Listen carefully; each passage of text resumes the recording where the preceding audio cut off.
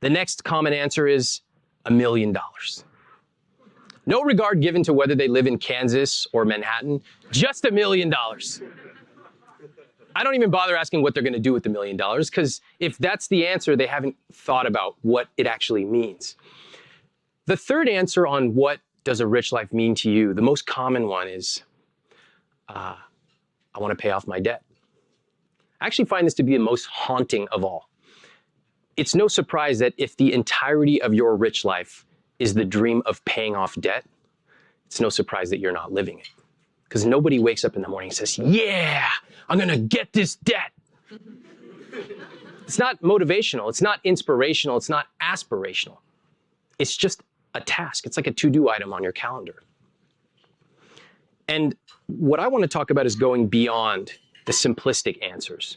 When I moved to New York, my rich life was being able to buy an appetizer at a restaurant. That's specific. That's small. Because growing up, I never could order appetizers. We couldn't afford it. Then it was being able to take a taxi to go to a meeting like this and not have to go on the subway because I didn't want to arrive sweaty. I mean, look at this body hair. I'm sweaty if I get on the subway. So I wanted to get in that. It doesn't cost that much money, but that was a rich life to me. Notice again, the specificity.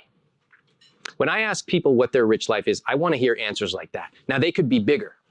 Mine have certainly gotten bigger, but I want to hear the specific answers of what a rich life means to you. That's what we're going to talk about today. This became more important for me as I was starting out learning about money. And I discovered that the most popular word for financial experts is the word no. No, you can't buy lattes. No, you can't go on vacation. In fact, no, you can't do anything with your money. Just take it, go hide in a cave for 75 years, and maybe you can spend a little bit of it.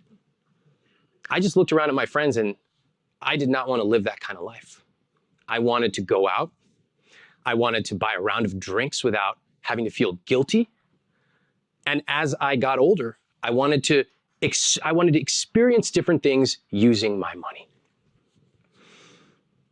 It's funny, we live in this paradoxical culture that on one hand, it's very puritanical. A lot of finger-wagging experts telling us what we can't do with our money. No, no, no. On the other hand, what's the first thing we do when we wake up in the morning? We roll over, we open up our phone, start scrolling Instagram, and find our annoying friend who's posting from Bora Bora on a Wednesday. How does he do it? I don't know. Which one wins? Is it the puritanical side or the consumerist side? Of course it's the side that's going to let us buy whatever's in front of us. We live in a society that's engineered to get us to buy more, usually unthinkingly. And so what do? We follow that. We buy it, whether it's the trip, the clothes, whatever. And by the way, I'm not here to judge anyone for spending on anything you like. And if anything, I'm going to encourage you to spend more. But we feel guilty because after we buy that, we go back and what do we see? Some person telling us what we shouldn't be doing with our money. I think people are smart. I think that people don't need another article telling us not to buy $3 purchases. I think we don't need another article telling us to unscrew our oven light because we can save 13 cents per year. We don't need it. What I've learned, whether it's with politics, money, fitness, food, is people are smart and people crave the truth.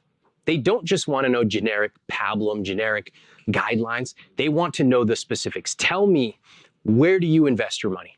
What are the fees you pay? How did you afford to go on that vacation? Tell me the percentages of your asset allocation. Get that specific. And I think people crave the truth about money in a way that has not been addressed. That's one of the reasons that I wrote this book. So, as you can see, first of all, this is a room that's very atypical when it comes to a money talk. Typically, what happens with money is in our 20s, we ignore it. Whatever, later. In our 30s, we're like, I have a little bit of money sitting around, maybe. I should probably do something with it. And then 40, maybe we have kids, maybe we have a mortgage. Certainly, life has started to catch up with us. And we say, I better do something about this. Now, this is an atypical room. We know that from the amounts you guys tossed out for household income. Fine. But also for everybody watching. It doesn't matter if you live in this city or that. It doesn't matter if your income is this or that. Again, most of us have been told over and over how to save, but no one has actually taught us how to spend.